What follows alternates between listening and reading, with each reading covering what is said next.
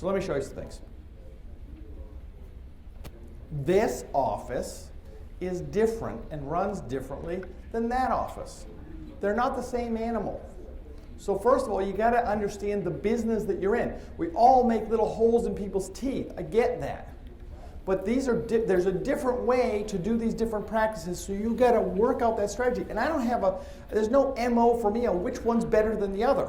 But make sure to know which business you're in. If you're in a 3-chair practice, you kind of aren't looking for new patients. Because for everyone that comes in, you got to kick somebody else out. Okay? It's just a different deal. And so there are different strategies for the different places to be. So why listen to me? Well, here's what we're going to do. We're going to make it so you have more room, more space to do what you need to do, because the faster you can make the flow, the smaller the pipeline that you need to make it. If you got a really inefficient setup, you need a lot of waiting room seats. So if you say, well, waiting room's too small, no, probably you're too inefficient in the back. Probably has nothing to do with the waiting room size and everything to do with what doesn't happen in the back side. So if you can get the thing to flow better, suddenly your need for space is less. That's counterintuitive, isn't it? Okay? If you do it this way, you're going to need 30% less space. Okay? And to do this on the equipment side is 40% less expensive than typical. And now what you may do with that is you may be able to increase capacity, because capacity relates to performance more than anything else in this industry. So here's what we're going to talk about in specifics.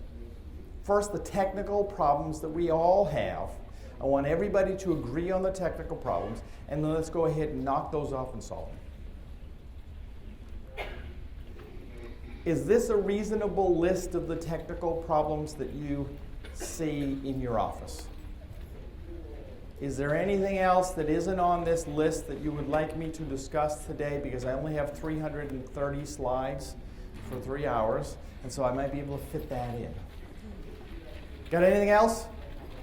I mean, are these the things that annoy you on a daily basis? Yes or no? Okay. So if we can knock most of these off today, would I have done my job this morning? Thank you. Okay, we're doing it. Okay? All of these can be broken down into categories. The first thing that you've got to do, because I'm going to give you tools, but what you need to do is you need to recognize what category of problem it is. So you're going to have to do this. I can't do this for you. I can show you what the categories are. There are certain places we get stuck. So let's go ahead and look at those categories. Bottlenecks. Bottlenecks are constraints in a system. Everything that has flow has a bottleneck. If you break open the bottleneck and then you increase flow, you're going to create another bottleneck. Like dentists are thinking, dentistry is all problems. I fix one thing and then something else is a problem. No, that's called all opportunity. I want you to change your thinking. You open one bottleneck, you increase your success, a new bottleneck occurs. That's kind of how it's supposed to happen. So the goal is not to have everything the same. So where are the bottlenecks? Okay, here are the three. There are 8 bottlenecks. Focus on these 3. Never do anything but focus on these 3. Forget that I mentioned the other ones. Okay, if you fix these, you'll do more dentistry and you have it easier than you ever can think you can get to. So how much money are we making here? Welcome. Come on down.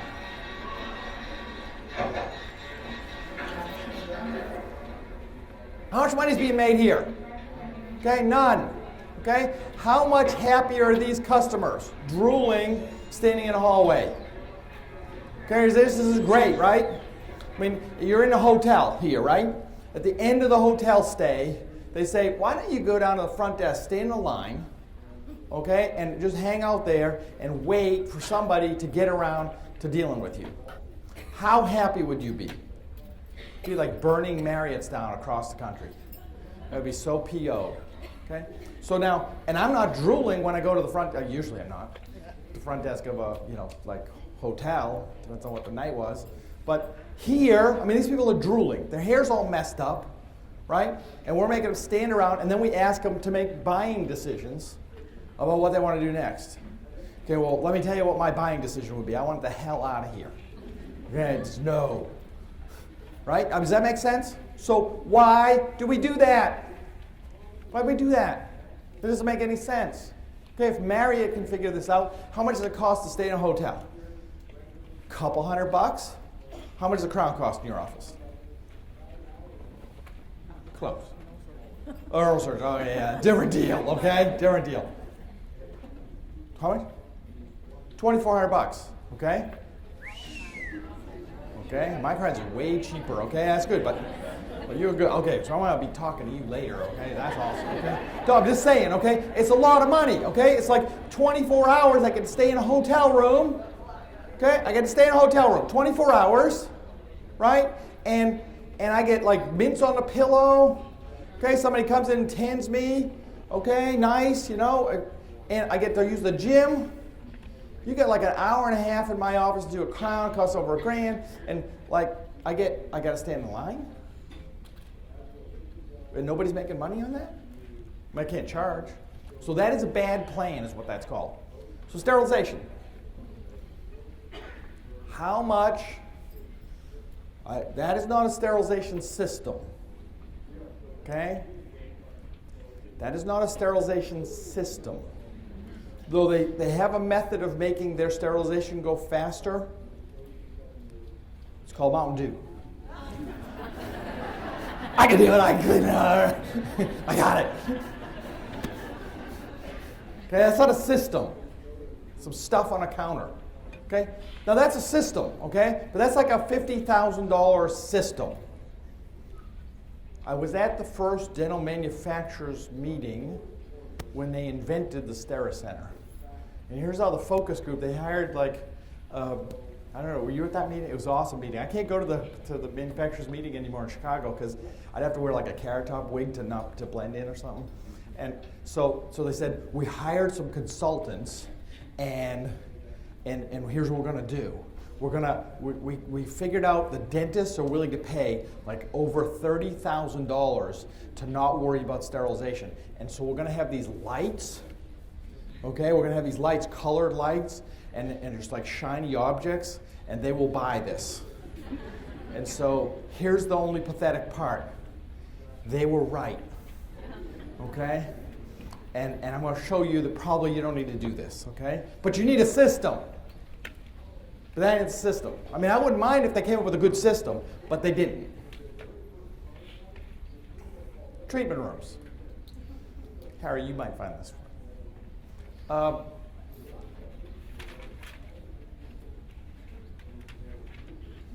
What's going on here? Okay, now the patient pays for value-added steps, right? The patient pays for things, remember, they pay for you to transform their mouth from one state to another state. You follow me, right? Ugly tooth, pretty tooth.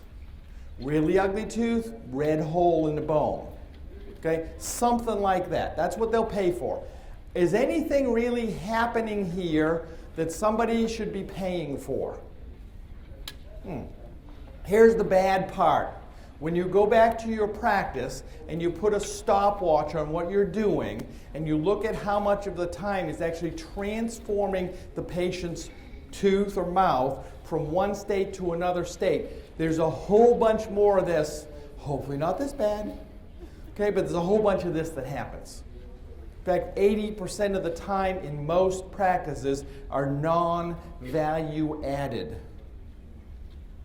Change that. So here we are, it's 11 o'clock, and the dentist, you thought it was a crown, right?